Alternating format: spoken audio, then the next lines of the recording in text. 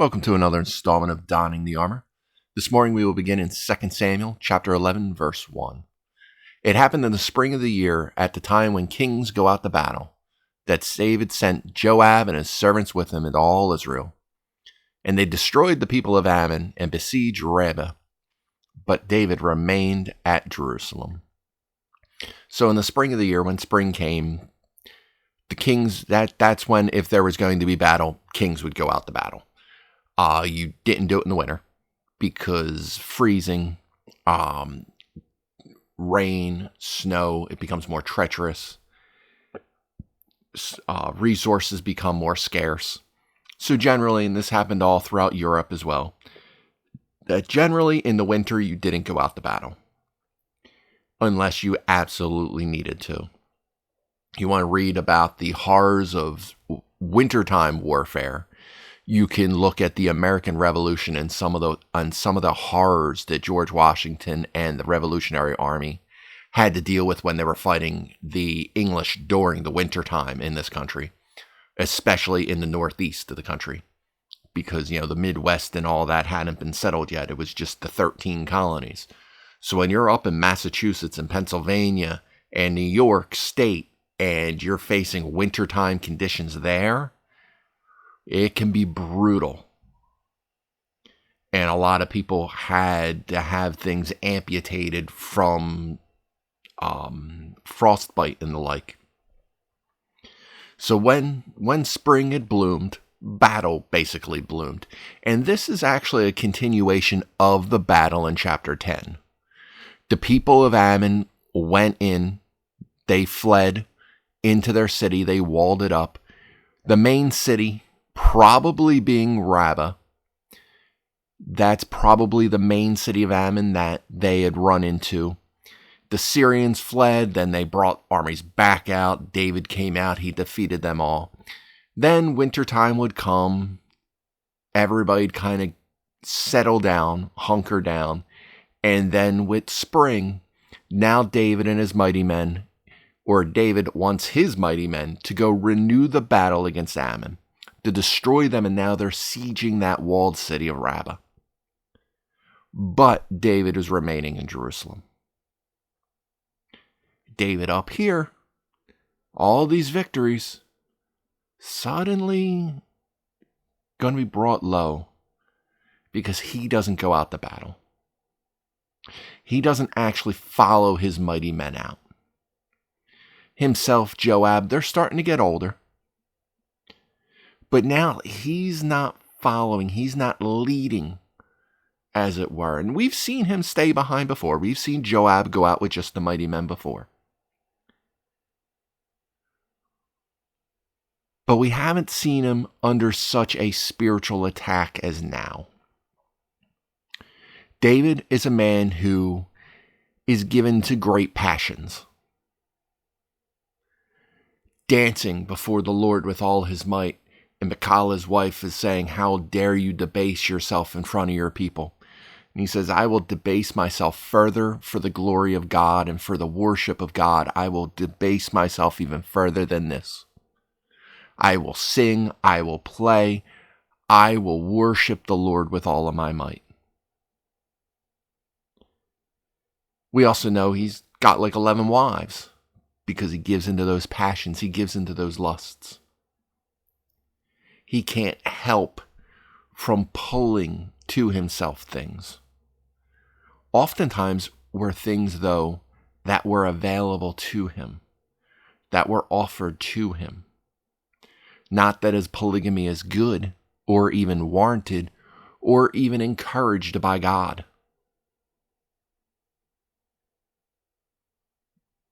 But the women we've seen him bring into being his wife, being his concubine. We've seen women who were single women, widows, in the case of Abigail.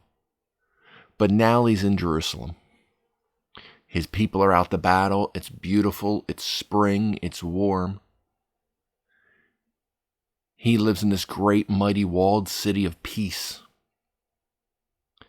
But then it happened. One evening that David arose from his bed and walked on the roof of the king's house And from the roof he saw a woman bathing, and the woman was very beautiful to behold. So he's walking in the cool of the evening light. He looks out. He's probably higher than anybody else in his palace.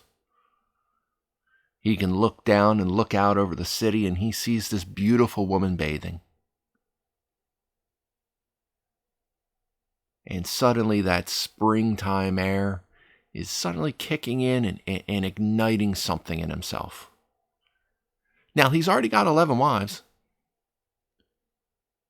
Even if he wants to do something as sinful as Jesus would say, and adulterous as if you even lust after a woman who is not your wife, you're committing adultery with this woman. Even if he wanted to envision this woman while he went to go be with one of his already existing women, he could have done that. That would have been sinful enough in its own right. But no, not David. Not a powerful king like David. So he sent and he inquired about the woman. So he sent for some of his servants, said, "Who is that woman out there who lives at such and such a place? Who is that?" And someone said, "Is that not Bathsheba, the daughter of Eliam, the wife of Uriah the Hittite?" So a lot of times we miss this part, though. And we all know the story, so we all know Uriah. We all know Uriah the Hittite is one of his mighty men out doing battle at Rabbah right now with Joab. But we often miss is Eliam is also one of his mighty men. So Bathsheba is not only married to Uriah, one of David's mighty men. She is the daughter of Eliam, another one of David's mighty men. And if it's not even, if that isn't even worse, it isn't bad enough, it gets worse because Ahithophel, one of David's chief counselors, and a man who later in 2 Samuel, we will see that his advice to kings under his leadership is so reliable and so poignant and so and it is so often that it comes to pass exactly what he asks or what he advises comes to be a reality, that his word is almost as trustworthy as God's own word. That's how good of an advisor is. Ahithophel is Bathsheba's grandfather. So if there is ever a sign to David to say hands off, this woman is not for you. I don't care how beautiful she is, how much of a temptation is coming your way. If ever there was a woman who could truly be said, hands off of this woman, it'd be Bathsheba. Her grandfather is one of David's closest advisors. Her father is one of his mighty men. And her husband is another one of David's mighty men. That is 3 giant red flags waving in his face to say, stay away from that woman. Giant red flags. One of those red flags should have been enough. One of those, if she had been a chaste virgin, looking for a husband, living in the house of Eliam, his mighty man, that would have been enough of a red flag. And granddaughter of Ahithophel, that would have been enough of a red flag saying, look, she's not for you. Wait until they come back from war, and then you could ask her father if you can have his daughter. And seeing as he's one of your mighty men, he probably will not withhold her from you. But now she's married. You're the man after God's own heart. You know how God feels about marriage. Or maybe you don't, because it's told that kings shouldn't multiply wives and you have 11. And you're trying to work on your 12th, who is somebody who you should stay very far from.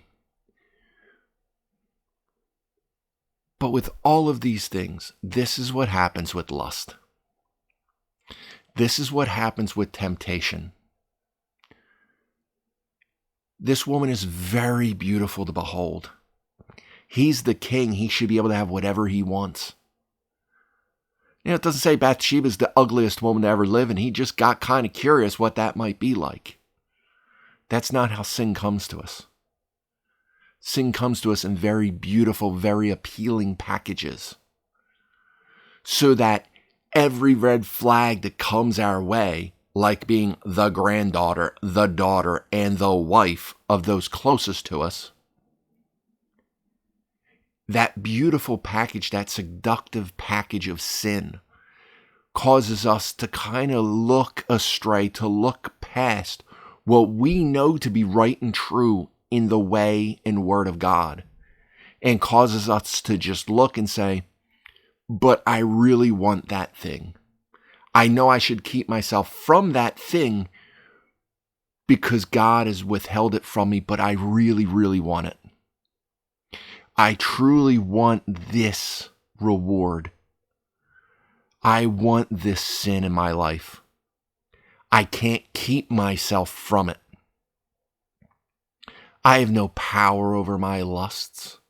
I mean, that's the way our world still speaks to this very day, that they have no power over their lusts. All the sinful living you do, and the lust of the flesh, and the lust of the eyes, and the pride of life, that is the very same now as it was during David's time and before. We lust after these things in these beautiful packages, knowing we should not partake of what is in that package, that we should just throw it away and move on with our lives and turn our attention to something that is God-honoring. And instead, we give in. We give in because we can't control our lusts. And in a way, that excuse that is brought forth into the world is true in a way, that it is very difficult for us to control our lust in our debased, sinful lives. But I can do all things through Christ. I can face any temptation with the power of Christ in my life. I can overcome any trial that is placed before me, not because I'm so powerful and amazing, but because Christ will see me through that trial, or will see me with him in glory, which is a win-win. David saw a beautiful package of sin, inquired about it, and somebody literally told him, this is sin. This is something you want to stay very far away from. And he said, I still want that thing. I still want it. I have everything a man could possibly have. The Lord has blessed me in superb abundance, but I want this thing right here. I must have this thing. Because after all, I need to have what I want. Because I am mighty and powerful. The world will tell us that sinfulness, if we lust after something, that thing is good to have. That is why no one tries to get people out of sin.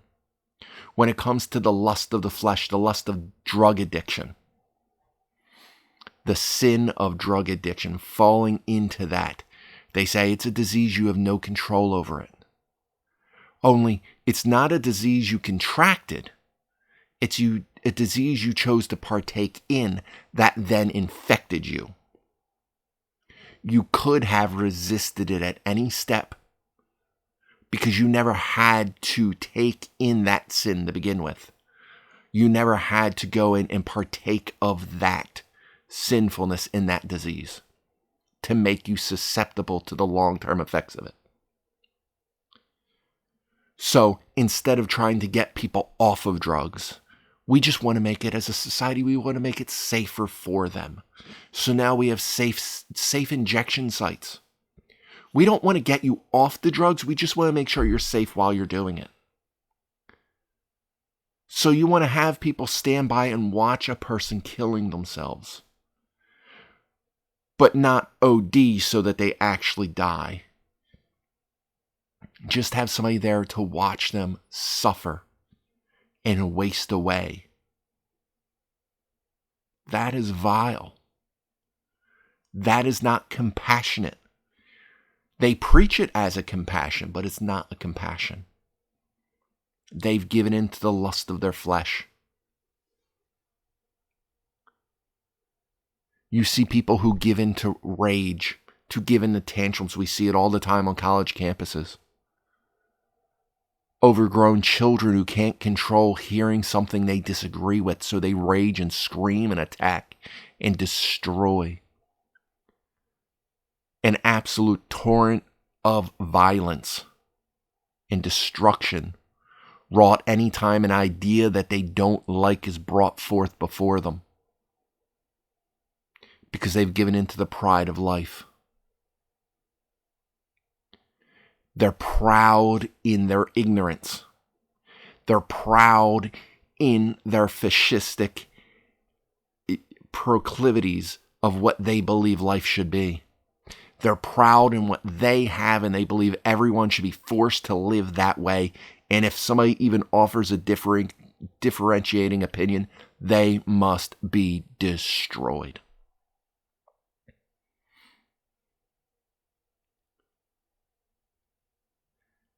You could not be that way. You could fight against that urge that comes up and wells up in you.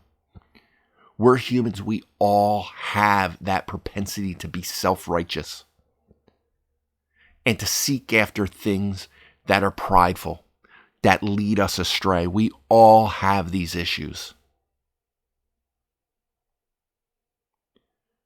But not all of us have equipped ourselves with the ability to pull away and realize where we're going wrong, when we're going wrong,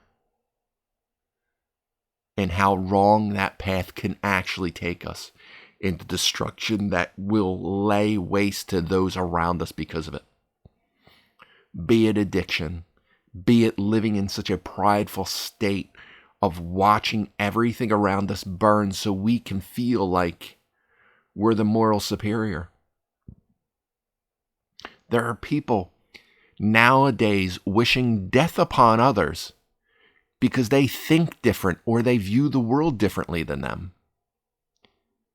You're wishing death upon someone you don't even know because you're so filled with pride that you believe you're the upstanding human being, that you're the moral better of everyone else in the world. And guess what?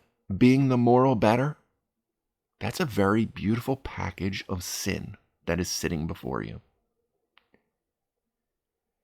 That lust of the flesh, those drugs flowing through you, that amazing feeling you have and that high that courses through you, that's a very beautiful package. But that momentary sense of pride, that momentary sense of lust being fulfilled, it's only momentary.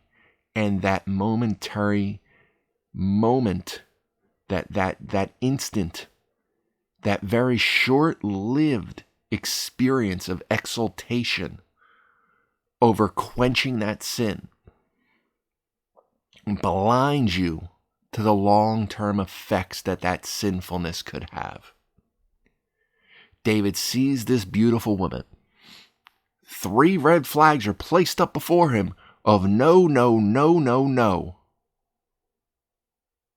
But all he can look at is that one instant of satisfaction, that one instant of exaltation that will blind him to what is to come. And what is to come is the remainder of his life living with discontent in his family for the rest of his life. And it extends even after his death. Solomon does not bloodlessly take to throne. He slaughters people. He slaughters his brothers. He slaughters his uncles. David's sin in this moment leads to consequences that follow through with every successful generation becoming less and less God-honoring. This moment, to follow this beautiful package of sin, to open that up and experience that, falls and destroys everything that will come in its wake.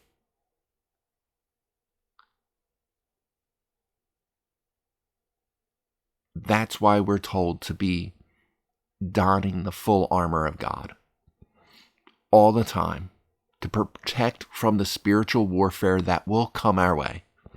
Not that may, that will come our way. We're told it all the time. Be prepared for the slings of arrows of the enemy. Be prepared for the lies and the temptations that will come our way. David should have known better. As someone who is a man after God's own heart, David should have been wary of the moment he got up top to know that there would be something to try to pull him down. He watched it with Saul. Saul was a man who came and was humble before the Lord, was anointed king, but the second he got up to the top, he compromised in every possible way he could because he saw himself as being greater than everyone else around him, which was the warning of Samuel to the people of Israel before he ever anointed Saul. But here's David falling into the same thing, this belief that he could not overcome his own lusts. That what he wanted as king, he should have. And so, when verse 4 comes, then David sent messengers and took her. And she came to him, and he lay with her. For she was cleansed from her impurity, and she returned to her house. So David, even with these red flags saying, hey, that's Bathsheba. That's the granddaughter of your advisor, the daughter of your mighty man, and the wife of another one of your mighty men. And he goes, you know what? Bring her to me.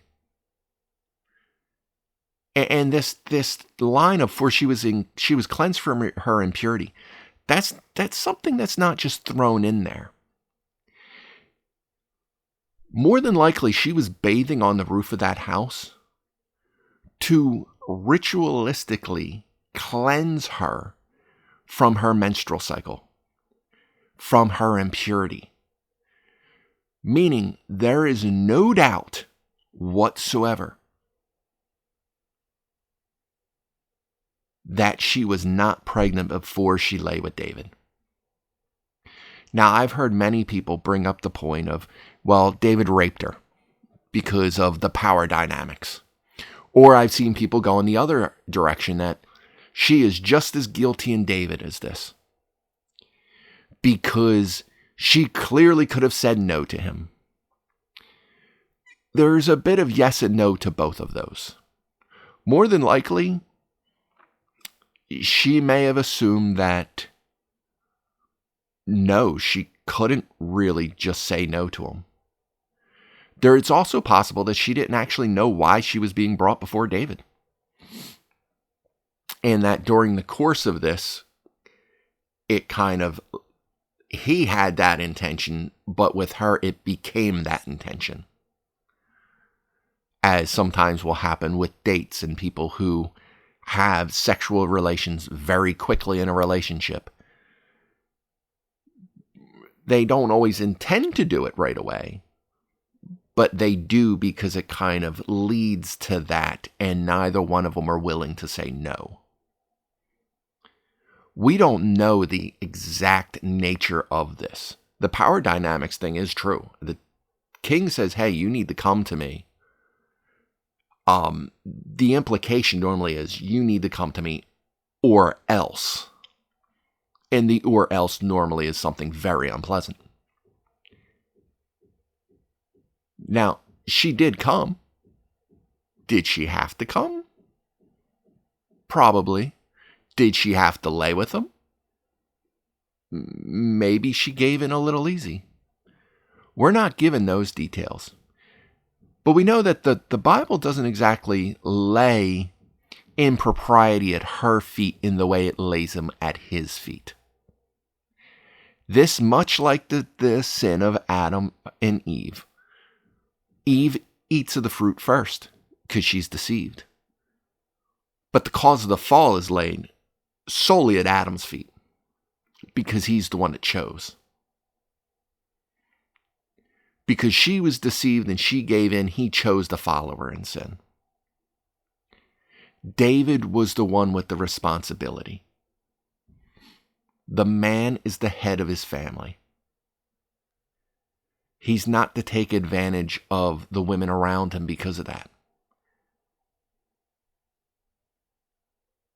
Bathsheba probably knows David, or knows of him especially.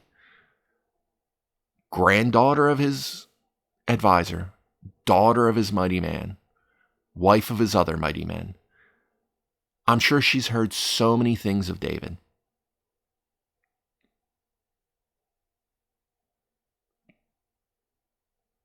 So the fault is definitely laid at his feet. Because he had a responsibility to this woman. He had a responsibility to his own women, his own family, his own household, his own children, and to the Lord. But blinded by that one shiny package, that one moment, this chance to experience sexually this beautiful woman, he is blinded to the long-term consequences, which will only get more and more and more complicated as we go. Because as we get to verse 5, and the woman conceived, so she sent and told David and said, I am with child. So he brings her, he lays with her, thinking, I have sated my lust.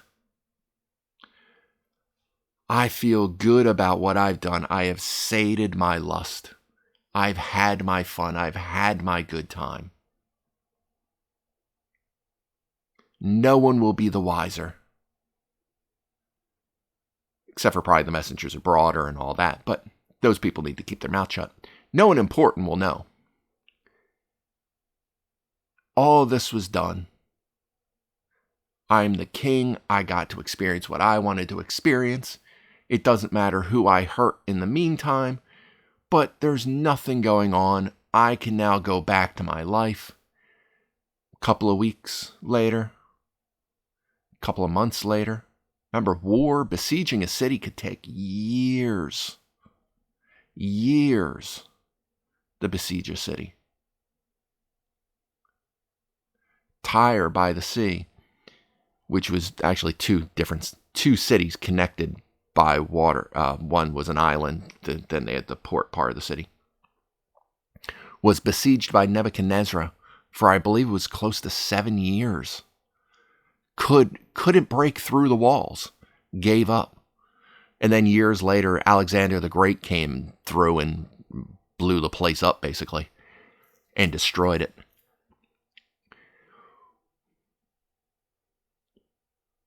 But sieging a city could take years and years for this battle to be an outcome.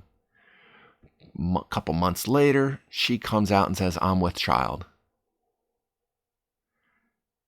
And now they both know it is definitely David's because she was cleansed from her impurity. There's no chance it was Uriah's. She had her menstrual cycle. She was ritualistically cleaned from it. And then she went to David. Now their sin isn't so easily absolved. Now it's not so easily forgotten. Now it's not so easily waved away, because now there's evidence. That promise of one quick, shining example of being one and done, and I get my lust sated, and I'm free. No. Now there's evidence. Now there's an innocent being brought into this by the sin of two people who knew way better than they should have. When we are up here, the workers of iniquity will find a way to drag us down.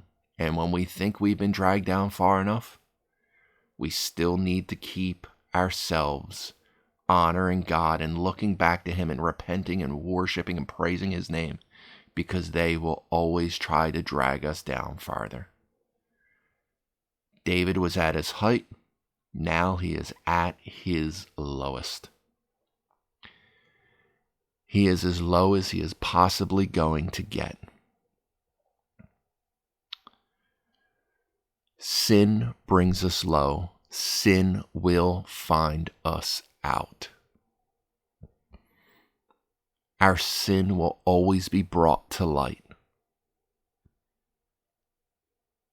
God is omnipotent. He is omnipresent.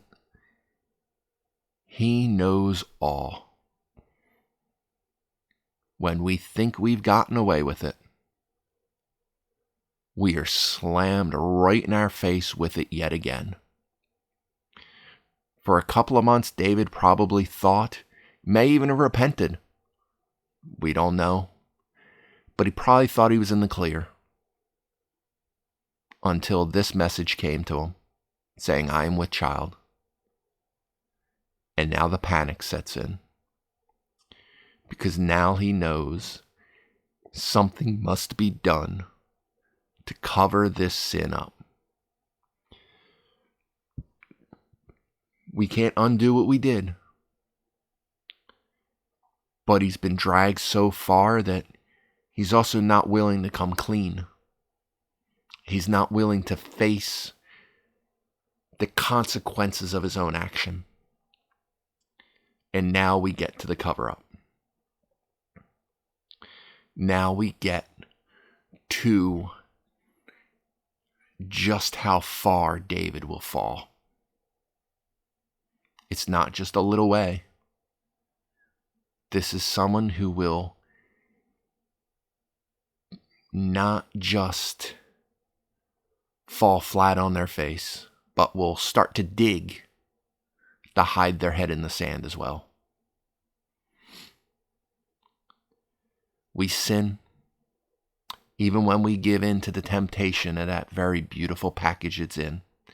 And we give in to the lust of the eyes, the lust of the flesh, and the pride of life. And our sin catches up to us. Don't deny it. Accept it. Repent of it. Face the music. Face the consequences head on.